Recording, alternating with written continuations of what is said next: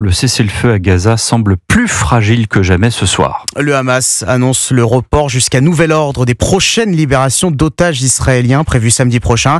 Wilfried de Villers, le mouvement terroriste, accuse Israël d'avoir violé l'accord de trêve. Oui, des accusations, mais peu de justifications. Selon plusieurs médias israéliens, le Hamas accuserait Israël de retarder le retour des habitants du nord de Gaza et de tout faire pour bloquer l'entrée de l'aide humanitaire dans l'enclave palestinienne. Des accusations démenties dans la foulée par le ministre de la Défense, Israël Katz, qui donne ce soir l'ordre à l'armée de se préparer à tous les scénarios. Cet accord qui semble donc désormais très fragile alors qu'il tenait depuis le 19 janvier dernier. David Rigoleros est chercheur à l'IRIS, spécialiste du Proche-Orient. C'est mauvais signe. Ça fonctionnait, mais il y avait des retards, notamment dans la transmission des listes des otages. Et puis effectivement, Cisjordanie vient d'avoir une arrestation d'une figure majeure du Hamas. Tout ça participe d'un contexte qui est de plus en plus dégradé et qui est préjudiciable au bon déroulement de la première phase. Depuis le 19 janvier, ce sont 16 otages israéliens et 5 Thaïlandais qui ont été libérés par le Hamas en échange de 765 prisonniers palestiniens.